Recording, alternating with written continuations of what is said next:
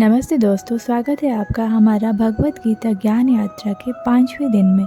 आज हम समझेंगे अध्याय 5 संन्यास योग, जिसे कहते हैं कर्म संन्यास और कर्म योग का संवाद।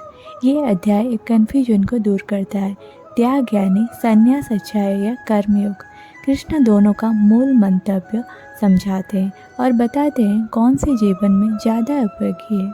अर्जुन पूछते हैं, हे कृष्ण, आप कभी कहते हैं कि कर्म का त्याग करो, कभी कहते हैं कर्म करो, मैं समझ नहीं पा रहा हूँ, सच है क्या?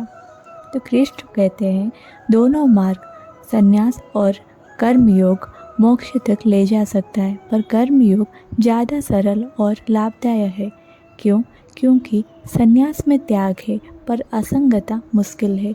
कर्म योग में काम करते हुए भी असंग रहना सीखा जाता है। कृष्ण कहते हैं जो व्यक्ति बिना फल की चिंता के कर्म करता है और उसमें अपना अहंकार नहीं जोड़ता, वही सच्चा सन्यासी है।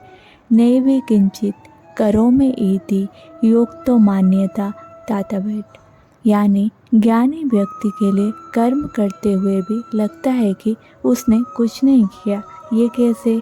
वो करता है पर कर्मपापन नहीं रखता, वो जीता है पर आसक्ति से मुक्त होता है।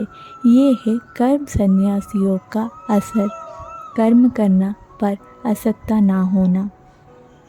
कृष्ण बताते हैं एक ज्ञानी और योगी का लक्षण, विद्या विनया संपाने प्राहमाने गावी हस्तिने। जो व्यक्ति सबको समान दृष्टि से देखता है, चाहे वो पंडित हो, गो हो व चंडाल, वही सच्चा योगी है। समदृष्टि का अर्थ है भेदभाव से ऊपर उठना, हर जीव में एक ही आत्मा को देखना। ज्ञान का फल विनम्रता और प्रेम होना चाहिए।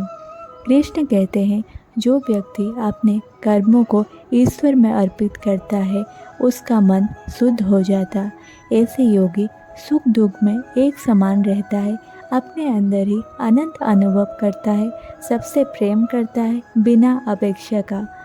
भोक्ता राम याचना पार्थम सर्वलोका महेश्वरम।